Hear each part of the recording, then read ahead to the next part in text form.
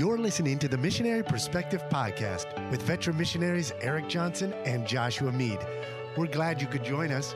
We trust this podcast will be both a blessing and a challenge as we relate topics in world evangelism from a missionary perspective. Now, here's Josh and Erik. Welcome to the first ever in-person Missionary Perspective Podcast. Josh, if you had told me years ago when we started this podcast that the very first time we would have an in-person podcast, it would be in Martinsburg, West Virginia, in a Red Roof Inn, I never would have believed it. But here we are, finally at last, after over 16 years, face-to-face, having a podcast together. When you mentioned that, when I came over and we got together, I thought it'd been sooner than that. I thought we've seen each other before that, but it really has been 16 years from when we went to the mission field. We finished deputation together. We were at my home church, our sending church, and that was kind of the last time that we connected. And we've stayed in touch over the years. And I've always followed, there was a group of about 4 or 5 of us that did deputation together. We were in candidate school the same time. It was December of 2005 when we were approved. And we just we followed each other's ministries over the years. I've always wanted to come to Dominican Republic and visit the ministry there, but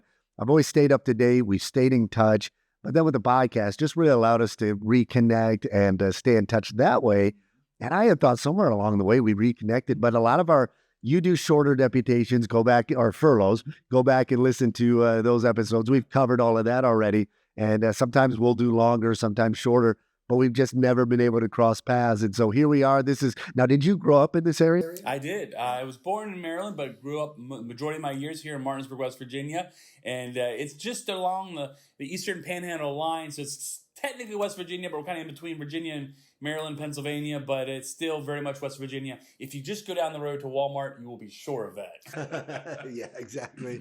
No, it's good. This is, you asked me it's really neat. You asked me when I was coming here, do you have any churches in West Virginia that support you? And I didn't know of any until just a couple weeks ago. There's a church that just randomly began to support us.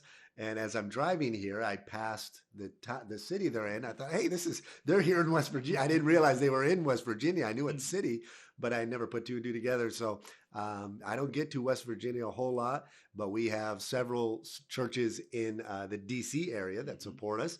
And so it worked out to be able to connect today and spent some time yesterday together, reconnecting in person. My family is back in Michigan, and so we're hoping as a family to get together. But it's good to see your kids and to see your wife again and just see how well they're doing. How is your home assignment or your furlough going? It's going very good. We're loving being home. We've been able to do a lot of fun activities. For me, the most fun and enjoyable and relaxation part has been reconnecting with friends. Some trips we don't necessarily get to see a lot of missionary friends or pastoral friends, maybe just reporting to churches or doing different activities. But this trip has been very intentional for that. And so for us, it's been just a great rejuvenation in our spirit to see people like yourself who've been just faithful in the ministry, working what the Lord has for them in different spots, and sharing those testimonies. It got us very excited about going back and serving the Lord. And I'm very thankful you took time out of your day, to come close to us so we could spend time together. And that's really important. I want to encourage guys who are listening, maybe who are starting on the mission field. You know, one of those times when you come home on furlough, it's really important that you reconnect with either supporting pastors, friends maybe you had before, or especially missionary friends. And there's just nothing like sharing missionary stories. In fact, yesterday we took Josh out, and he was at my parents' house for a while. We went out to eat, and then we went back to my parents' house. And I think we spoke for about 6 hours. And I thought, man, if we could have recorded that that time, we really just talked a lot about missions and the Lord. And so it's always good to have good friends. And that's one of the topics we're going to do today, is really to talk about our excitement, our enthusiasm as we've been home on furlough, you for a long time, me for a couple of short ones. What makes us excited still today about world evangelism? Yeah. You know, we've got a long list, and I'm sure there's a much longer, exhaustive list we could have, and we're only going to touch on some of the capstones, but there's a lot to be excited about in the area of world evangelism, and that's what we want to kind of talk about a little bit today. But before we get there, tell us about a little bit some of the things you wanted to share as far as your experiences along the way in furlough, maybe some books and things and people you've met. Yeah. Well, first of all, I'm looking at the video here, and I'm like towering I up know. here. So I'm not that much shorter. I'm gonna see. No, my chair won't lower. So he's in a shorter chair here. I'm in a computer desk chair. Power move by So Josh today. that's right. Kind of towering over here. All right.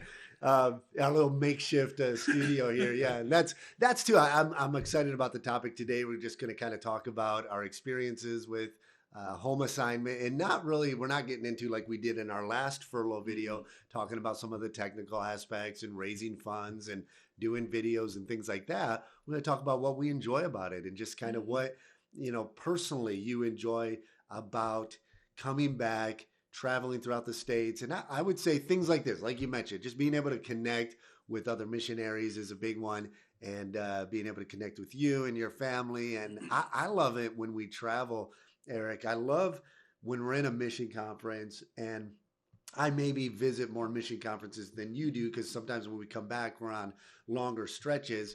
So when I do get to go to a mission conference, I love meeting other younger missionaries who are on deputation, and just getting around that passion and fervor.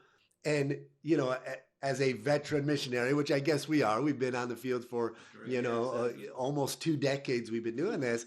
And so seeing that fervor and passion and saying, man, don't ever lose that. Don't lose that fervor. Don't lose that passion for missions and for what God's called you to do. But also as a veteran looking and saying, you have no idea what you're in store for when you hit the reality of working on the mission field.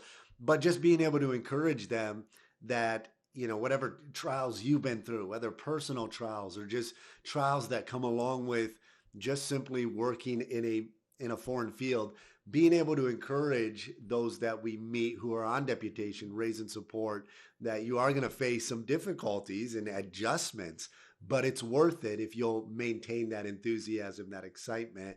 And when you come back and be able to report what God has done, it's an exciting thing to be a part of this thing we call world evangelism, right? And so I think this was the first topic we were going to touch on, was you had written, it's still why I'm excited about world evangelism.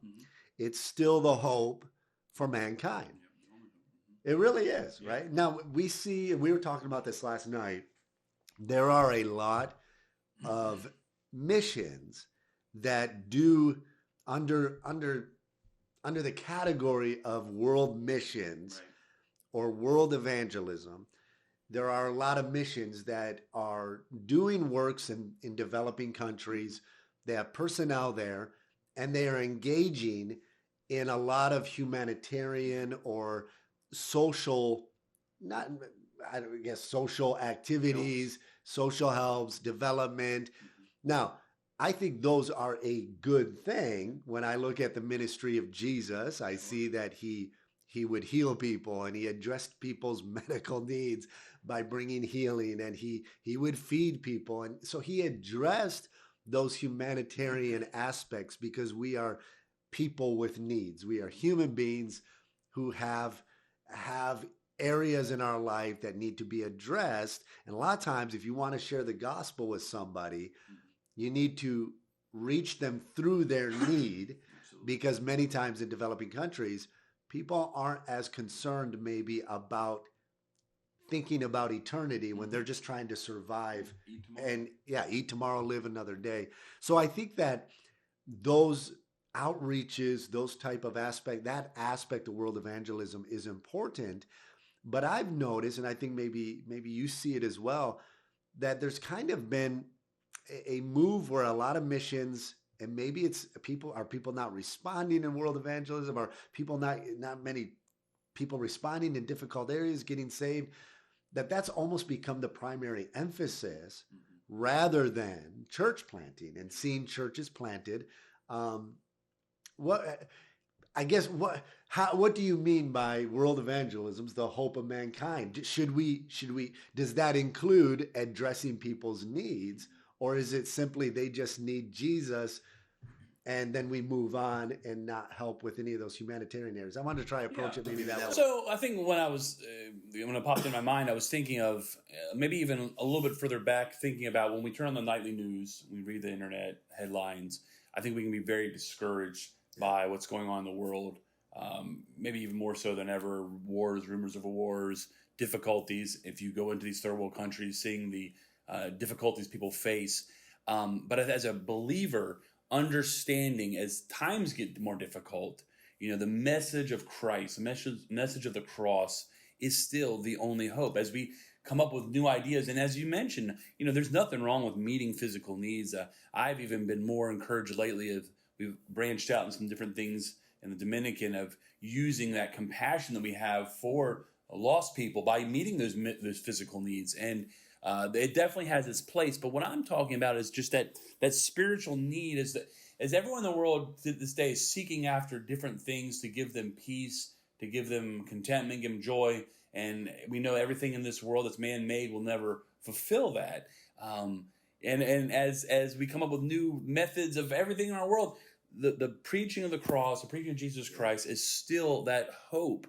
And, I'm just more excited than ever that as we were speaking, the greatest need in these areas is a New Testament church which teaches them the gospel, that they can see their lives transformed, and by that, their families are transformed, and by that, their communities transformed. It's very simple message of the cross. It's a powerful message.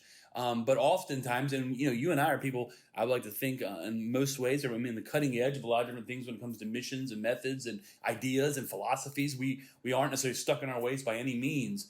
But at the same time, I'm excited as I go to a church in West Virginia or a church in California or a church in Senegal or Dominican Republic. The message is the same. It's the preaching of the cross, and that we need to, accept Christ as our Savior, to become His disciple, and then to see our lives transformed, and then see our families transformed, our communities transformed. Like, that hasn't changed. And the world's changing. And if you live in a post-pandemic world, it's changed rapidly. Yeah. And but the good news is Jesus doesn't change. The message doesn't change. And I'm excited about that. And I think maybe it's part of getting older. I think as we get older, you do start to fear change a little bit more. Your kids grow up. When we met, it was funny, we were talking about that. We didn't have any kids. Yeah. Now we have kids that are in high school age, kids that are looking into college. As we get older, we will, I think, just naturally fear changes more. But one thing that hasn't changed is the only hope for mankind is not just world evangelism. The only hope for worldkind is Jesus Christ. That's right. And that vehicle for us to hear about Him is through world evangelism. And that just always makes me excited. And I'm more and more convinced if the planting and cultivation of churches is not part of your world evangelism philosophy and part of your ultimate goal, because Jesus is the hope of the world. And when we first got to Senegal, of course, with the support you raise, you have resources at your disposal to develop and cultivate different methods of outreach that would address sometimes those needs that we have. Maybe we'll build a well, we'll dig a well in a village that is an Islamic village, but that will be a tool or a means by which we can get in there and share the gospel. We built a school in a village, and we can use that building now to be able to go out there and show films that we produce and share the gospel, and eventually maybe hold meetings there. And so the longer I've been on the mission field, though, the more convinced that the reality has always been there in scriptures is that while we can use these humanitarian outreach to help address people's needs, it opens people's heart. It needs to be directly connected to either the purpose of getting a church planted, because if you're just going to dig a well so people have clean water, but then you leave and never do any evangelism, discipleship, they'll say, hey, those Christians were nice people, but we've got our faith and we're going to continue in our faith. And in fact, as we've engaged and encountered in Islam, working with sometimes Quranic schools, a lot of times I've heard imams tell the students after we've come and done an outreach, and we always, Malik, our lead pastor, he tells the imam, we have to be able to share the gospel about Jesus. Otherwise, we're going to take our outreach, our food we're going to give, medical, and we'll go to somewhere else.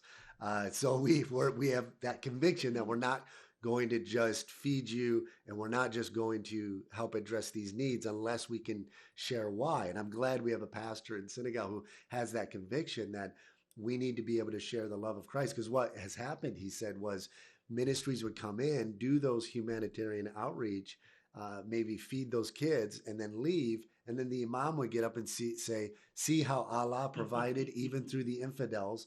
Allah provided for us. And they go, oh, alhamdulillah, praise be to Allah for using the infidels to feed us. And so Malik said, we're not going to allow that. They need to hear why we're doing it. And I've just become more convinced that when a church is planted, that Jesus is the hope of mankind. Yeah. And he's given us this calling to represent him and to preach Christ, to make Christ known. And the product of planting the gospel is churches being started. And when a community of believers is created, and we teach our church as a community of believers, many of them have been kicked out of their family. Many of them have been ostracized. Some have lost their job.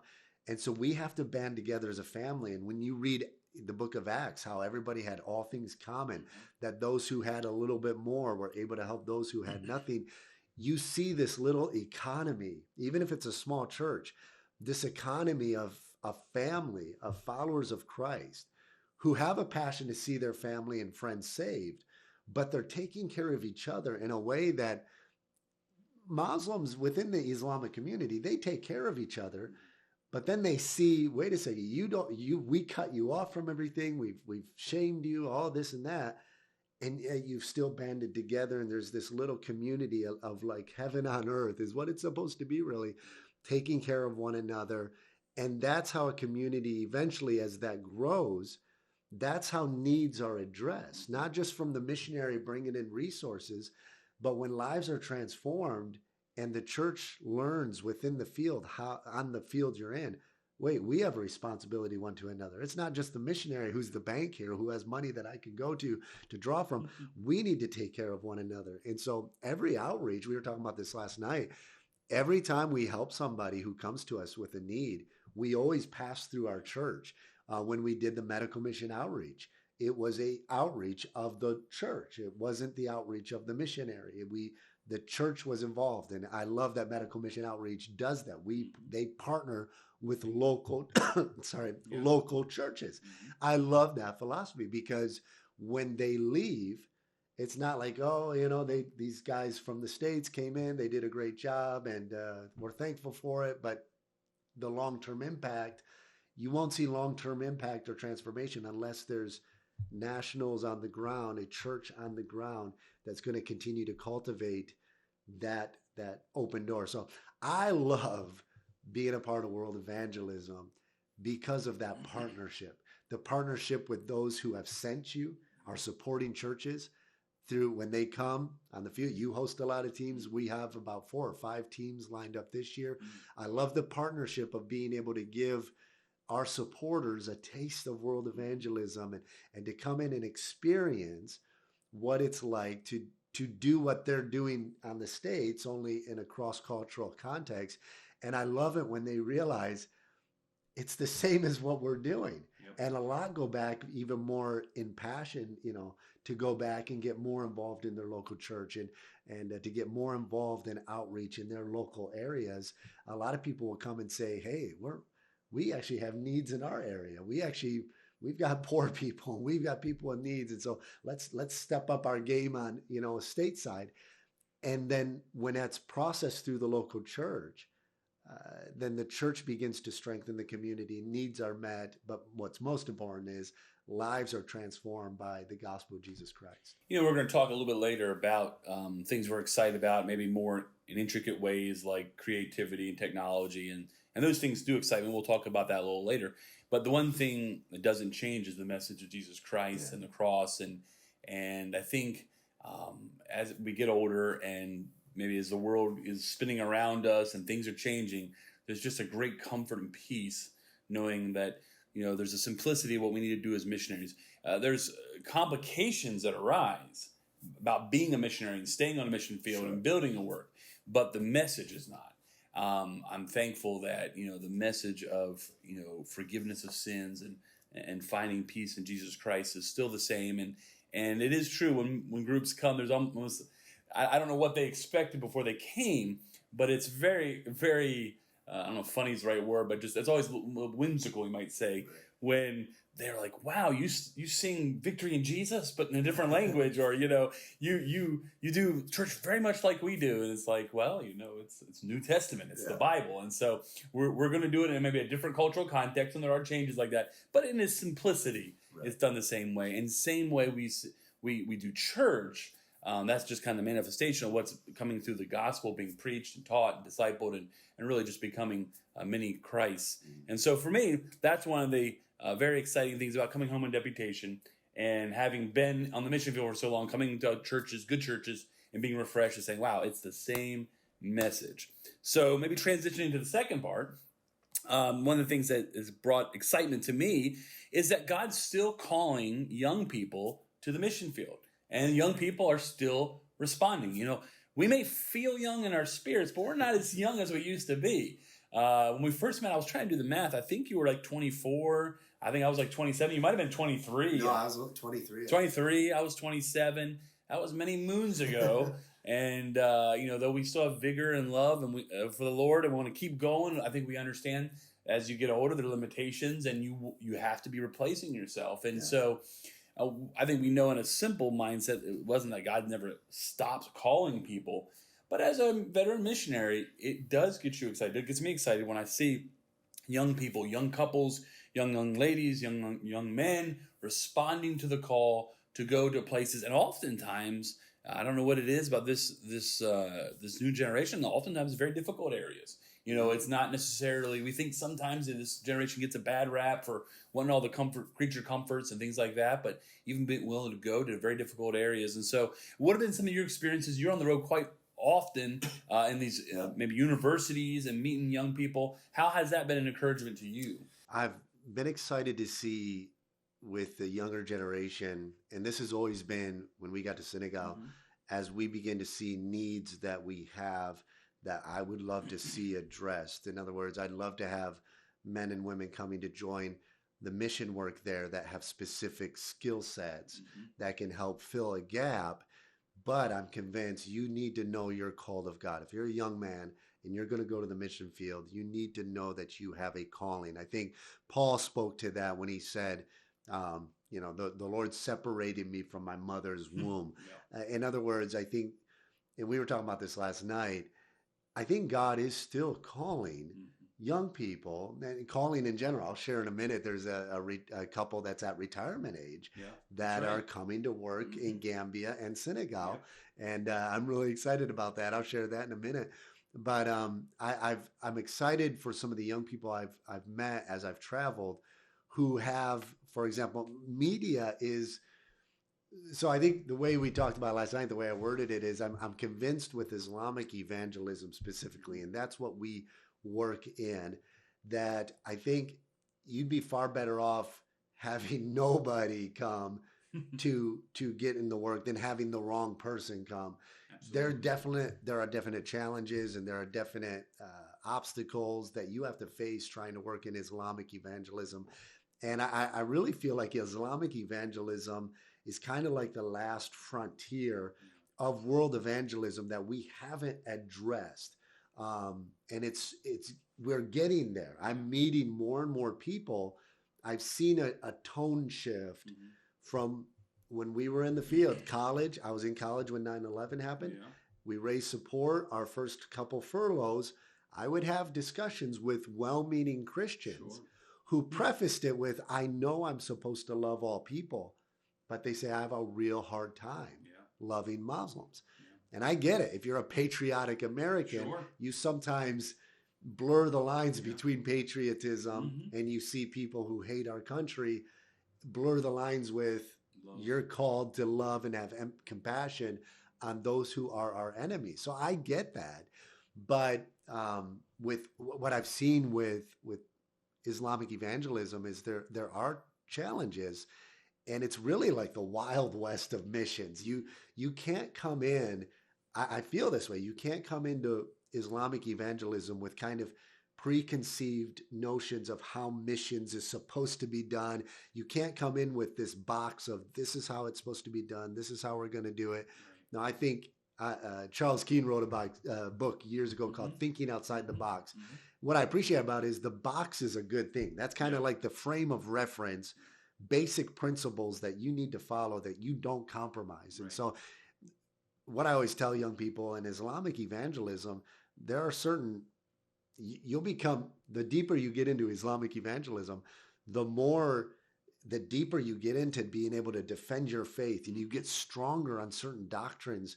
You're like, oh man, like because I approached it from their perspective, because they're always attacking the Trinity and the deity of Christ, and did Jesus really die on the cross? And why would God require somebody else to die in my place?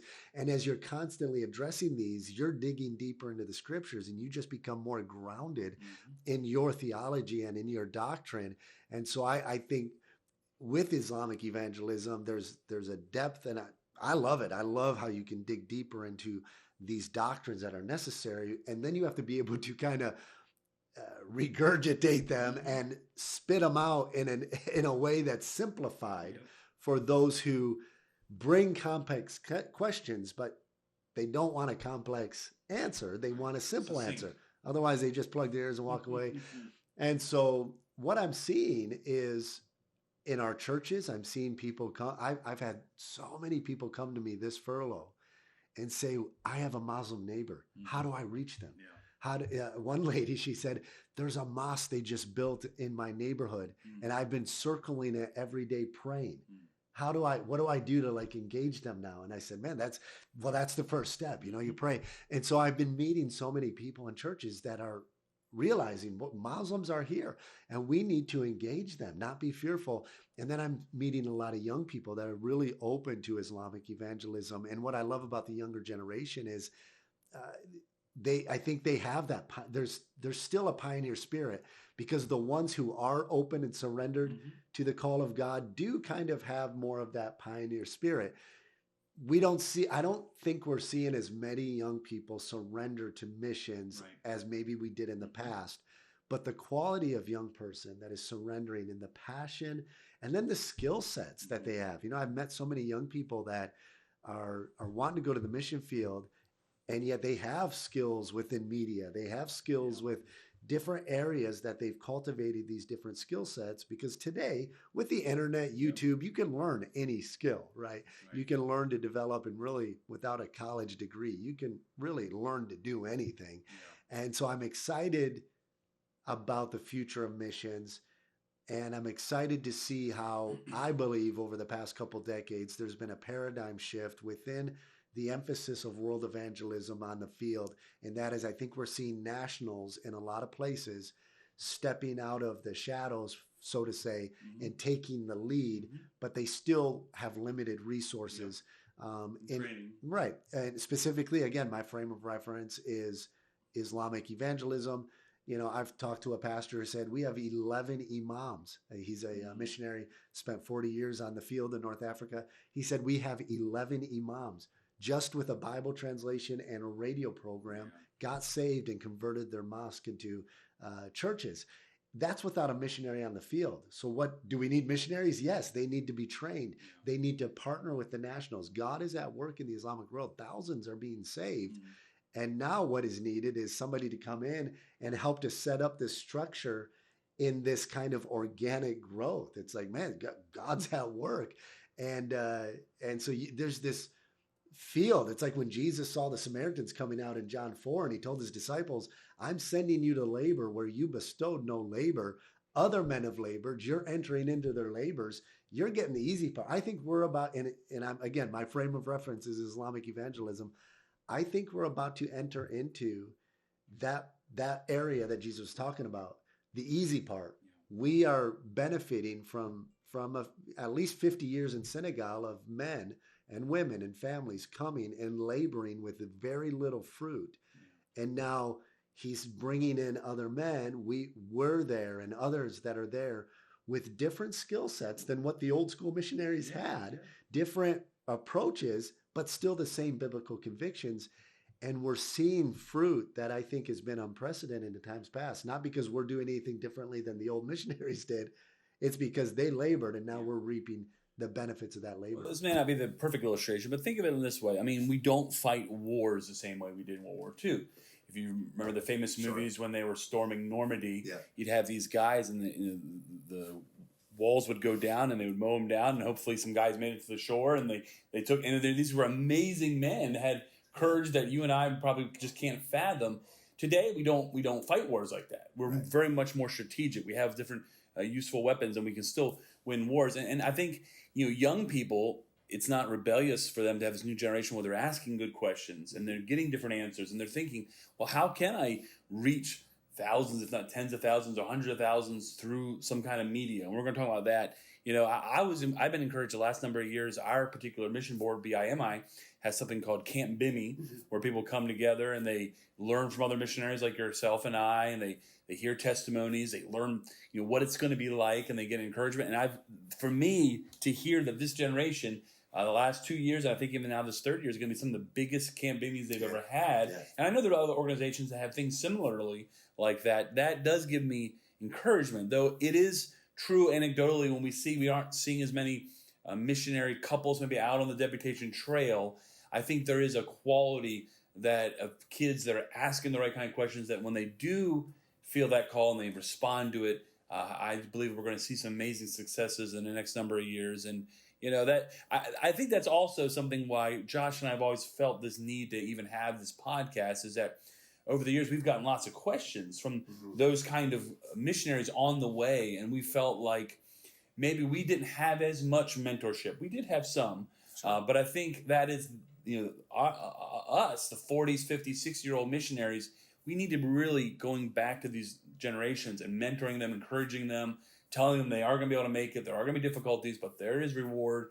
And I think that's what gives me excitement when I think about these young people being called in the ministry. Now, the other side of that coin, Josh, is that though we are veteran missionaries, there are a lot of missionaries and pastors that are older than us, that we might call, well, actually, I'm skipping one. We'll get coming out in a minute. In my order here, there are younger pastors. Let's continue on that vein. There are younger pastors and like-minded pastors that are replacing, we'll call them seasoned or veteran pastors.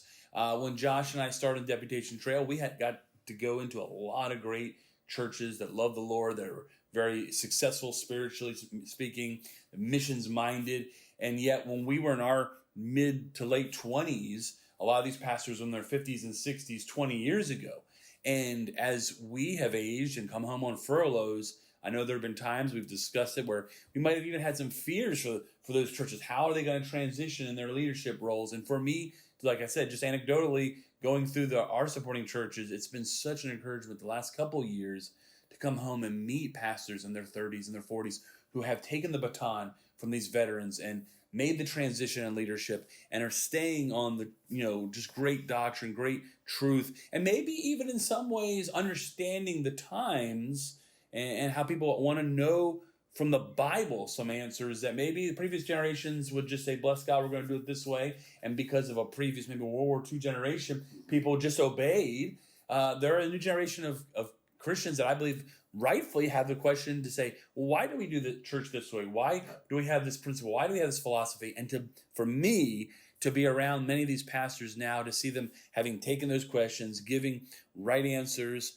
and continue to lead the flock in the right direction. For me personally, it's been very exciting. Have you seen things like that in your experience? Absolutely. And I think the difference in the generational changes, because a pastor, and I think some of the older generations, when they reached retirement age and retirement, from ministry, but when they reached an age where, really I can't pastor this church, but they realized we didn't prepare anybody to take over this church.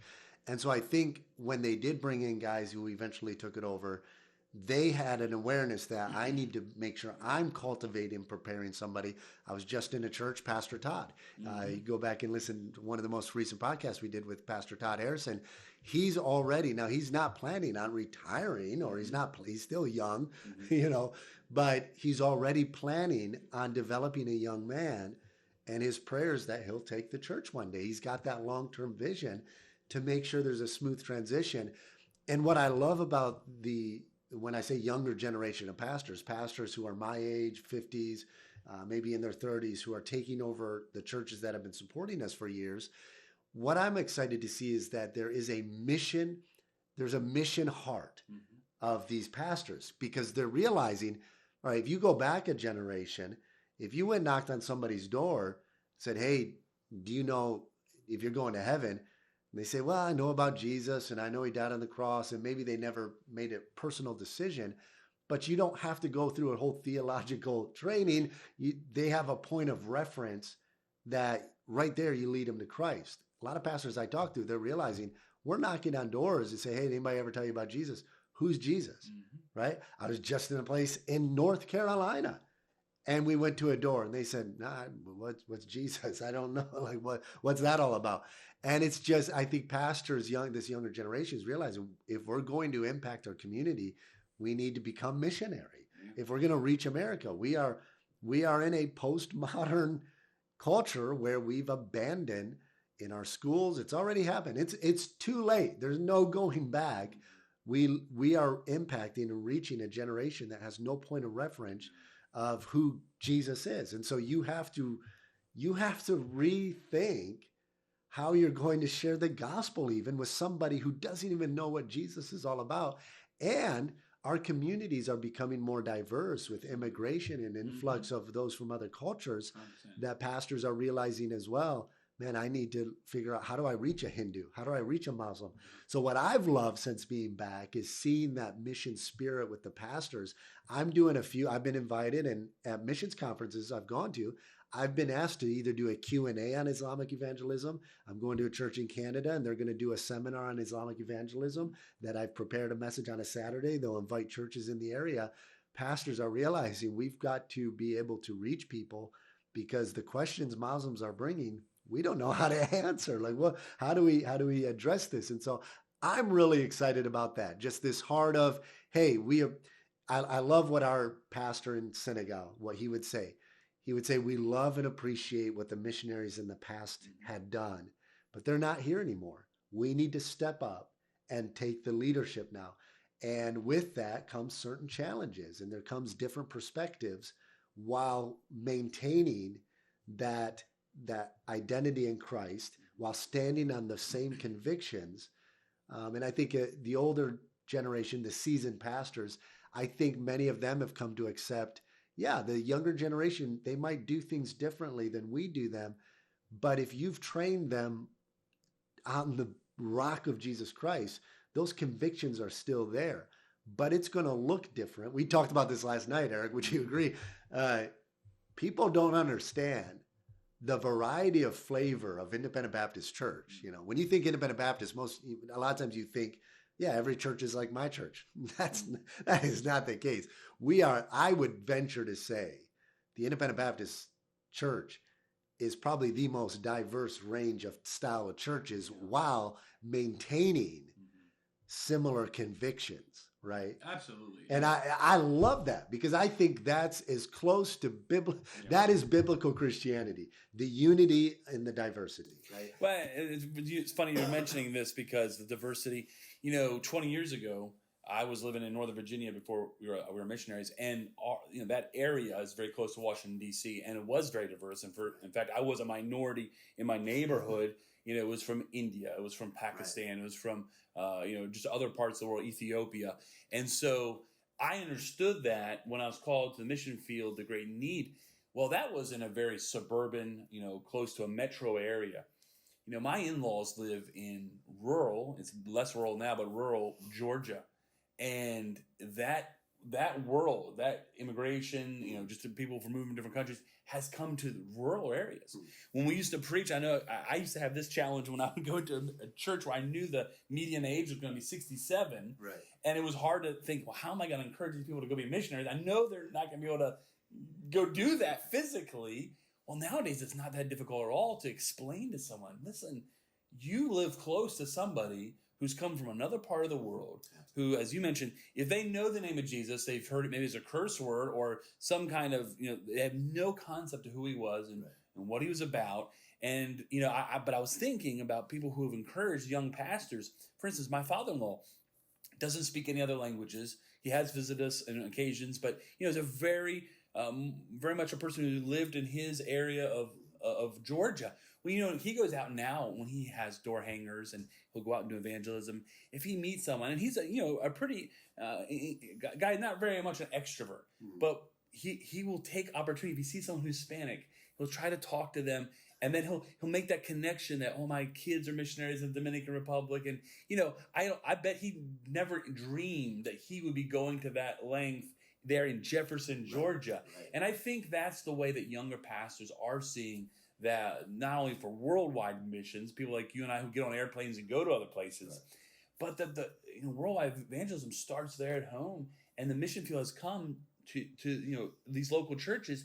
And really, I think you and I understand, if those kind of people can get saved and they get the burden, they are going to have the greatest impact if the Lord calls them back to the mission field. There's a young man we support in Burkina Faso who is a Mexican. He went, he got the dream of all dreams. He went from Mexico to America. Then he got saved. And he was in a Baptist church, and he got the call. And he speaks Spanish as his native language, probably was learning English, and got called to go to be a missionary in Africa, which meant he had to learn French. Right. And so that's the kind of thing that gets us excited. But that can happen in every local New Testament church. And so I think what is being stoked, the fire is being stoked, is a lot of these young pastors who understand staying true, but having a world perspective on the need for Jesus Christ. Yeah, absolutely. Well, I think we're going to wrap up this session. We're going to divide this up into a 2-part series, just continuing the same discussion, similar topic. And I'm excited that we get to share this time together. And I hope you'll send in questions that you might have. And if you're a member of a church, we'd love to try to help out any way we can with sharing resources and content on how to engage your diverse community. Maybe you had somebody move in from an Islamic perspective, or maybe somebody just moved in from South America or from a Hispanic country. And so write in. We'd be glad to try to help. Or any questions you might have, please feel free to write in anytime. And if you think this will be a blessing to somebody, like we always say, like, share it, and leave a review on both whatever podcast platform you're listening to. If you're watching us, please be sure to like, subscribe, share it.